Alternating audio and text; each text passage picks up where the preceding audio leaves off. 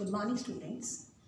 हमने हमारी जो लास्ट वीडियो थी, पिछली वीडियो में हमने आदिकालीन मानव के भोजन प्राप्त करने के तरीके के बारे में जाना था, जिसमें हमने देखा था कि किन किन तरीकों से वो भोजन प्राप्त करते थे, या हमने उनके जो अवशेष या उत्खनन से प्राप्त अवशेषों से पता चलता है कि वो कैसे कैसे उन्होंने भोजन प्राप्त किया है, कि वो जो किसी जानवरों के द्वारा शिकार किया गया जो एनिमल रहा है या अपमार्जन था, उसको भी इकट्ठा कर उसको खुरच कर उनको खाना, या फिर जो बीज आदि फल या जो पेड़ पौधे पर जो फल होते थे उनको खाना, अंडों को खाना, इस तरह से उन्होंने अपना जीवन या अपना जो भूख थी उसको शांत करने का तरीका उन्होंने अपनाया था।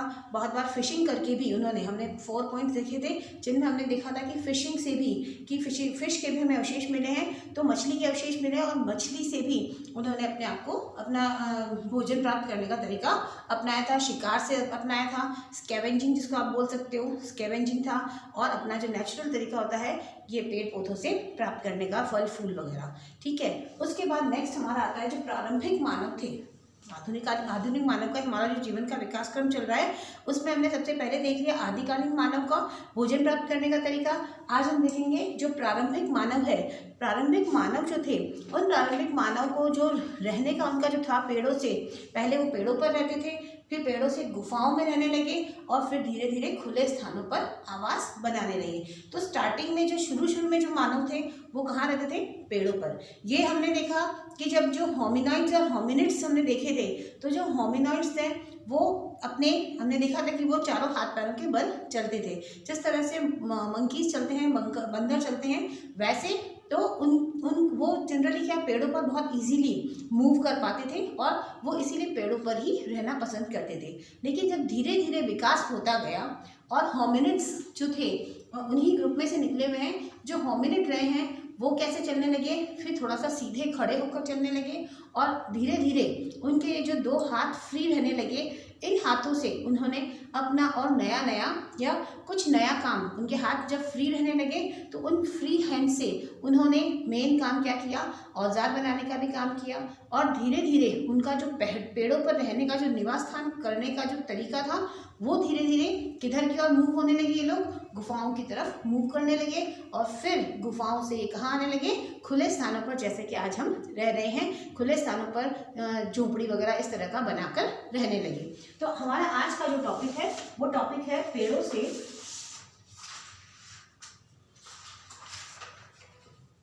से गुफाओं तथा खुले स्थानों पर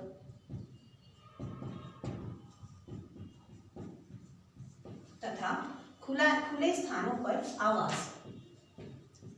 खुले स्थानों पर आवास, ये जो चीज है ये हमें उन उत्खनन से प्राप्त जो अवशेष रहे हैं, उत्खनन से प्राप्त अवशेषों से मालूम पड़ता है कि ये लोग कैसे धीरे धीरे पेड़ों से गुफाओं और खुले स्थानों पर आने लगे। उनके द्वारा जो निर्मित शिल्पाकृतियां थी वो हमें बताती है कि ये क्या थे। उनके द्वारा, मतलब जो आदिकालीन मानव थे उनके द्वारा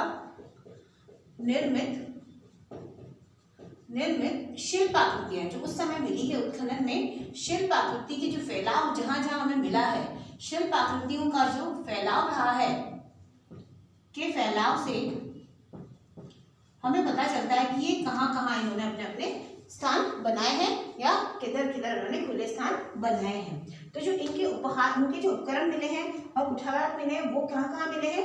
एक तो मिले हैं ये जो है केन्या में 2 जगहों के नाम हमें बताए गए हैं। एक जगह का नाम बताया गया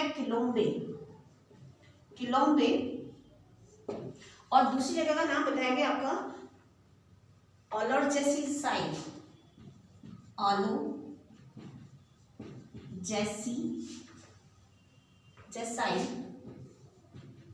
ठीक है, ये दो प्लेस है जहां पर एक है आपका 7000 साल पुराना प्लेस, जहां पर हमें क्या मिले हैं? शिल्पाकृतियां मिली है। शिल्पाकृतियों में क्या मिल सकते हैं? उपकरण, ठीक है ना, शिल्प उपकरण बोल सकते हैं आप उनको, शल्क उपकरण और हस्त कुठाराघात। शल्क उपकरण और हाथों से मारने वाले हस्त कुठार।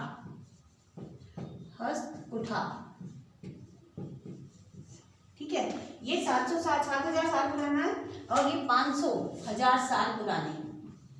यहाँ पर इस तरह के अवशेष वहां पर मिले हैं केन्या में, और इनसे हमें धीरे धीरे पता चलता है कि कैसे ये लोग पेड़ों पर रहते थे, पेड़ों से गुफाओं पर, और गुफाओं से फिर खुले स्थानों में आते थे। फिर हम देखते हैं कि यहाँ पर जो खाद्य पदार्थ जब इनकी खुदाई के लिए उत्खनन में जो प्राप्त अवशेष मिले हैं, उन अवशेषों में पता चलता है क्या कि उत्खनन से जो खुदाई के समय वहां पर हमें खाद्य पदार्थों की जो सामग्री मिली, प्रचुर मात्रा में खाद्य पदार्थों की सामग्री का मिलना भी एक इसके बारे में बताया जाता है कि क्या है, प्रचुर मात्रा में खाद्य सामग्री का मिलना या खाद्य सामग्री की उपलब्धता का होना। इसका मतलब क्या हो रहा है? प्रचुर मात्रा में खाद्य सामग्री की उपलब्धता का होने का मतलब है कि वहां पर लोग उस समय क्या काफी वो करते थे कि सामान इकट्ठा करके लाते थे अपने पास, और फिर कहाँ पर, एक जगह पर रख देते थे, और फिर जब आवश्यकता पड़ने पर उसे फिर वो यूज़ कर लेते थे। तो ऐसे बहुत सारे बीज मिले हैं या कुछ और अवशेष मिले हैं जो इकट्ठे एक जगह पर मिले हैं। तो ये इस चीज़ को बताते हैं कि इन लोगों ने क्या किया, खाद्य सामग्री की उपलब्धता के कारण ही वहाँ पर जहाँ है तो वहीं लोग रहना पसंद करेंगे, जहाँ खाद्य सामग्री नहीं होगी तो वहाँ रहेंगे भी कैसे। फिर हम देख सकते हैं एक ही स्थान पर होमिनिड जो प्राइमेट थे उनके साथ और मांस पक्षी उनके साथ साथ निवास करने वाला मिलते हैं, जो उनके स्थान मिले हैं हमें।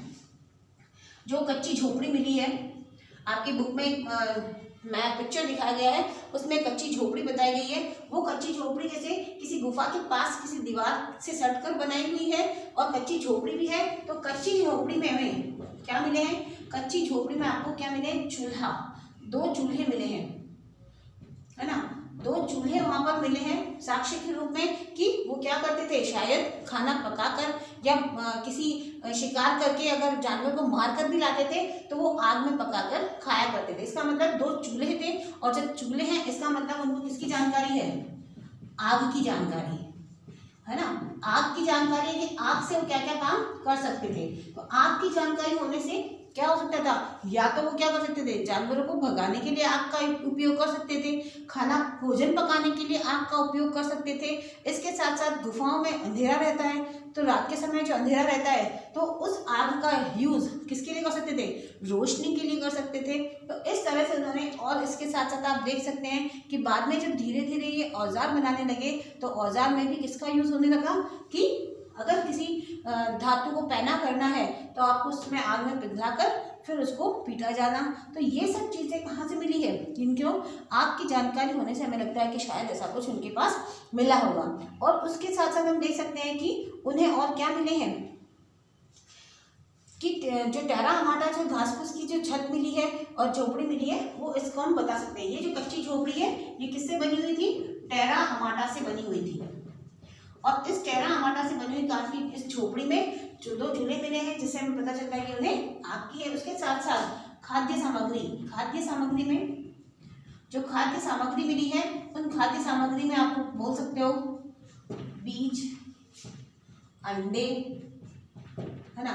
उसके साथ साथ जो जो पक्षियों के अंडे होते हैं, फलों और वनस्पतियों के बीज, फल वगैरह, के बीज, वनस्पति, ऐसे बहुत सारी अलग अलग चीजें मिली हैं हमें, ठीक है। और इनसे पता चलता है कि इन लोगों में भी धीरे धीरे क्या है, एक जगह पर रहने की इनकी वो आदत बनने लगी थी, ठीक है।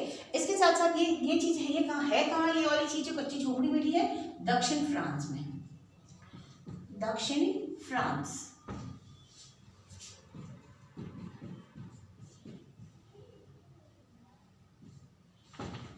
दक्षिण फ्रांस में आपको क्या मिली है, इस तरह के साक्ष्य मिले हैं कि हमें कच्ची झोपड़ी के अवशेष वहां पर मिले हैं। इसके साथ साथ जो केन्या वाली जो जगह है वहां पर 2 और प्लेस है, वो उन 2 प्लेस के नाम बताए गए, चैसोवांजा और स्वाटक्रॉन्स, ठीक है। इसी दक्षिणी फ्रांस में जो केन्या है, केन्या में 2 प्लेस बताए गए हैं, चैसोवांजा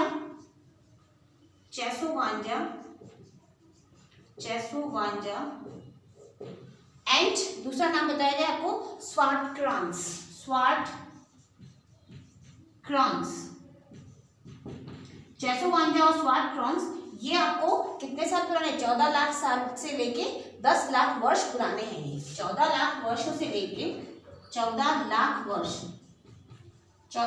वर्ष से 10 लाख वर्ष पूर्व की बात ये कही जा रही है कि यहाँ पर उस समय क्या मिले हैं, पत्थर के औजार मिले हैं और आग में पकाई गई चिकनी मिट्टी मिली है। ठीक है, इन दोनों जगह पर क्या मिले हैं, पत्थर के औजार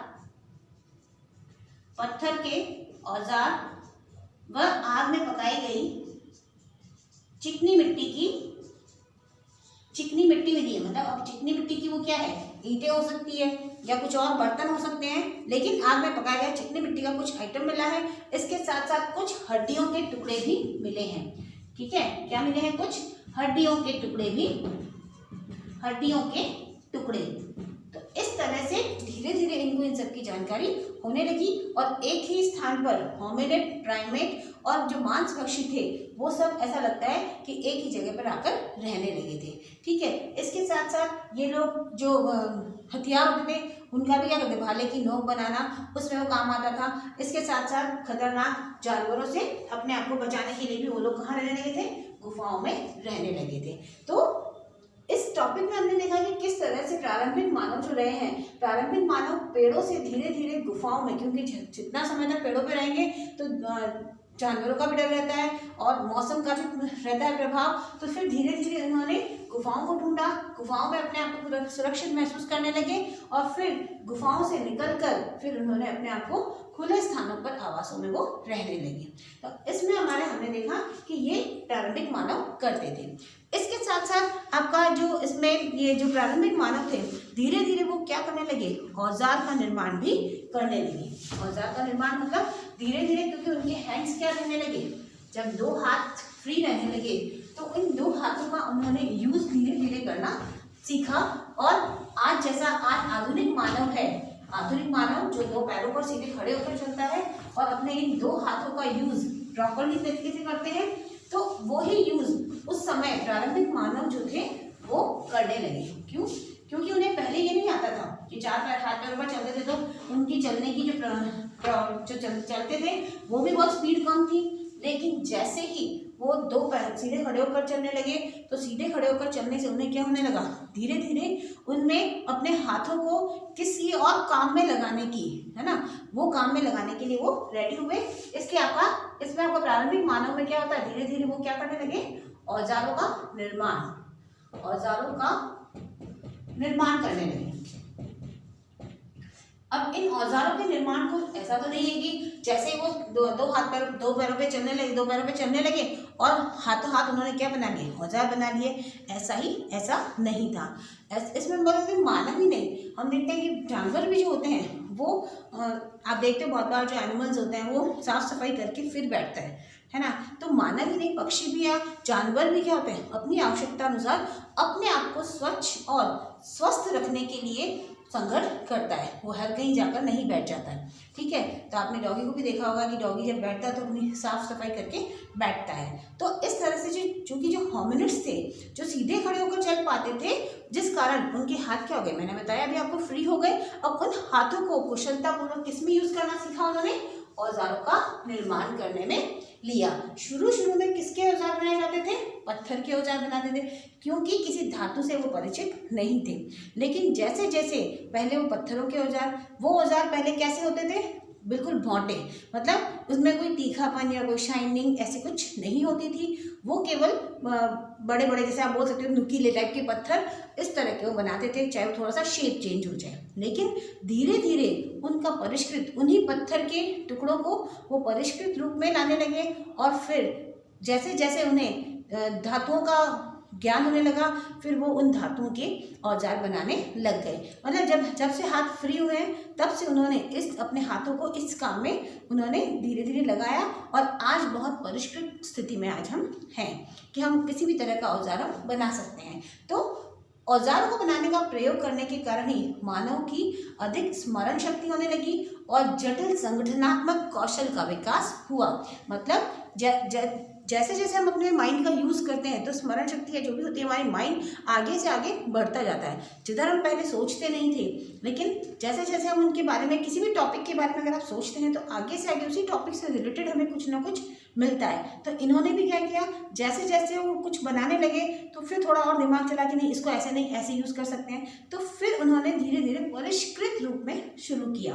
तो सबसे पहले जो औजार बनाने के लिए उन्होंने काम किया वो क्या किया कि जो थे पत्थरों के औजार सबसे पहले उन्होंने बनाए, और ये साक्ष्य कहाँ मिले हैं, इथोपिया और केन्या में मिले हैं। औजार में सबसे पहले इन्होंने बनाए पत्थरों के औजार, पत्थरों के औजार बनाए, और ये औजार इथोपिया व केन्या में आपको मिलेंगे। इथोपिया और केन्या जो प्लेस है वहां पर आपको पत्थरों के औजार मिलेंगे, और ये सबसे पहले ऑस्ट्रेलोपिथेकस ने सबसे पहले इसका प्रयोग किया है। इसका प्रयोग सबसे पहले किसने किया है, ऑस्ट्रेलोपिथेकस। ये जो आपको होमो की जो जाति थी उसमें आपका मिलता है आपको ऑस्ट्रेलोपिथेकस, जिसमें आपको बताया रहेगा कि ऑस्ट्रेलो का मतलब था दक्षिणी, है ना, और पिथिकस का मतलब बंदर था या वानर था, ऐप था। ठीक है, तो इन लोगों ने सबसे पहले पत्थरों के औजार का निर्माण या पत्थरों के औजार बनाए। इनमें स्त्री और पुरुष दोनों ही बराबर रूप से औजारों का प्रयोग करते थे। स्त्री और पुरुष दोनों ही औजारों का बराबर प्रयोग करते थे। स्त्री कैसे प्रयोग करती थी, अपने बच्चों के लिए भोजन तलाशने के लिए या उनकी सुरक्षा के लिए इनका प्रयोग करती थी, और पुरुष जो थे वो जो शिकार करने के लिए या भोजन की तलाश के लिए वो भी करते थे। तो इन दोनों का बराबर रूप से क्या है, ऑस्ट्रेलोपिथेकस जो प्रजाति थी, उन प्रजाति ने सबसे पहले पत्थरों के औजारों को कहाँ यूज किया, इथोपिया और केन्या में आपको बताया गया है। और ये सब आप जो हम देखते हैं, अभी जो हम देखते हैं, जो 35,000 साल पहले क्या बनाए जाते थे, फेंक कर, है ना, 35,000 साल पहले जिस तरह के औजार चलते थे, अपन देखते हैं रामायण महाभारत में तीर भाले, है ना, तो यही चीजें उस समय भी होती थी। जो होमिनिड्स थे उन्होंने इस तरह की बनाई है कि जो किस अलग अलग तरह के औजार बनाए हैं। इन औजारों में आप देख सकते हो सबसे पहले तो तीर कमान, ठीक है, जिससे दूर से वो लोग मार सके, दूर से मारकर दूर से ही शिकार कर सके, या दूरी पर खड़े रहकर किसी जंगली जानवर को वो मार सकते हैं। उसके साथ साथ तीर कमान बनाए, और दूसरी ओर फेंक कर मारने वाले भाले। ठीक है, भाले, आपने रामायण महाभारत का जब अगर युद्ध देखा हो तो उसमें आपको नजर आएंगे कि बहुत बड़े बड़े भाले उनके पास होते थे, हैवी, और वो भाले वो फेंक कर बनाते थे। तो इसी तरह से इसके साथ साथ जो ये लोग एनिमल का मांस लेकर आते थे, उस मांस को साफ करने के लिए भी उसको किया जाता था, इसके लिए भी उन्होंने औजार बनाया। तो मांस को साफ करने वाला भी उन्होंने औजार बनाया।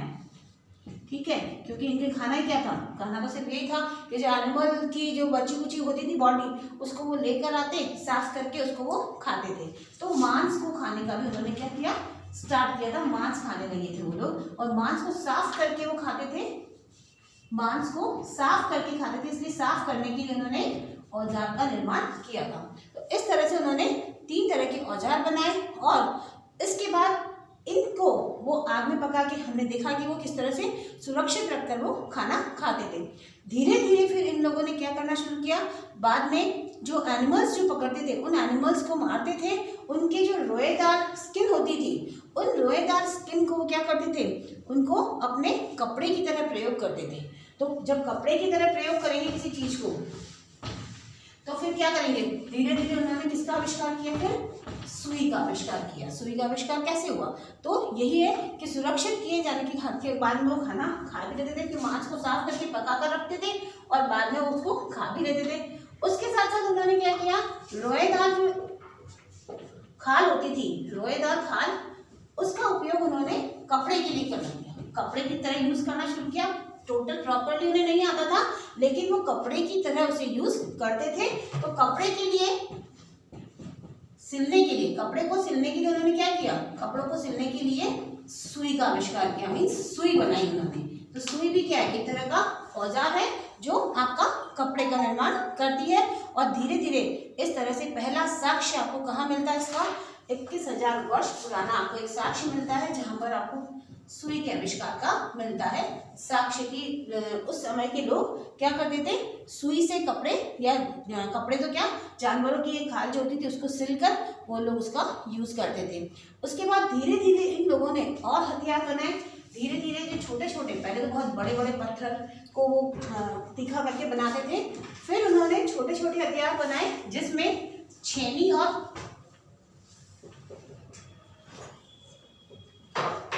से और उसके साथ साथ एक रुखानी नाम का एक होता था औजार। ये दोनों इनको किसी भी औजार को तीखा करने के लिए या उसको पत्थर को जो थे उसको काट काट कर उसे तीखा बनाने के लिए उसका यूज करते थे। तो छेनी और रुखानी भी ये इनके औजार थे। इस तरह से उन्होंने अलग अलग तरह के अलग अलग समय पे औजार बनाए और उनका यूज किया। इसके साथ साथ लकड़ी पर और सींग, हाथीदांत इनके औजार बनाकर उन पे नक्काशी भी की जाती थी। तो ऐसे साक्ष्य भी हमें वहां पर मिले हैं। लकड़ी के औजार भी बनाने लगे, साथ साथ सींग, जो एनिमल के सींग होते थे वो, हाथीदांत इन सब के भी वो धीरे धीरे क्या बनाने लगे, औजार। और इसके साथ साथ इनके ऊपर नक्काशी का काम भी वो करने लगे। तो जैसे जैसे जैसे जैसे उनके हाथ फ्री रहे उस समय इन लोगों ने धीरे धीरे इस तरह के काम करना शुरू किया। आज का हमारा यहीं तक है। Thank you.